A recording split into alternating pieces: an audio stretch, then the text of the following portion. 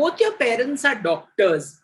How did they wrap their head around, the fact that you wanted to be an actor? Did you have this conversation? Like, what was their reaction when you first chatted with them? So I come from a family of all academics, right? Like both my grandparents were teachers and like like my grandmother was, I think, one of the first few women mathematicians to travel abroad.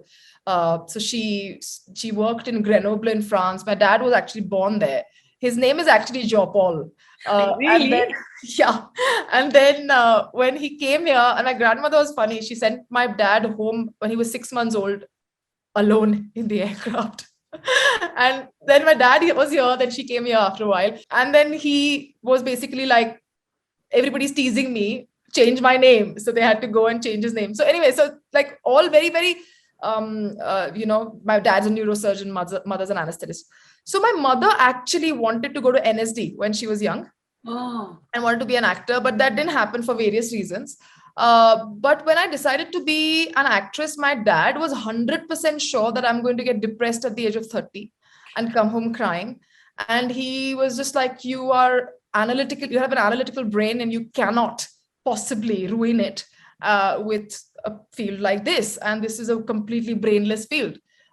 So I agreed with him in a certain way. I do feel that a lot of part of it, like a lot of certain kind of cinema that we are bombarded with, and we were bombarded with when I was a child, was that women were basically running around trees and singing songs, and were waiting for the man to save them most of the times, and there was not much to that. But at a very early age, I was exposed to world cinema, and I was watching very different kind of cinema that my parents had never seen. So I was aspiring to be a part of something like that. And fortunately, our industry has also changed so much since then.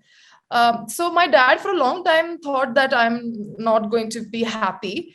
And so slowly he, I think, came around. He still, whenever I go home, he gives me a proposal of what I should do in life. But now we made peace with the fact that, have another glass of whiskey and just forget about it. But I think he's growing a little bit more happy and proud of the fact that I'm also trying to do my own thing. And so, we have made peace with that. I mean, he's a believer of giving me my freedom of choice, obviously. He just felt that I should use my brain much more, and I'm an economics and mathematics graduate. Do you all also have a family group and all that? We have a family group. Yeah, we have a family group on both sides. And I'm not a very active member of that group. Only because I think there's so many articles sent that sometimes I don't have the time to read those articles. So in a group that this is articles and stuff sent about some, always has to be either something to do with academics or politics or something. So I'm sometimes like, okay, I don't have the bandwidth for it right now. Who are your 3 a.m. friends in the industry?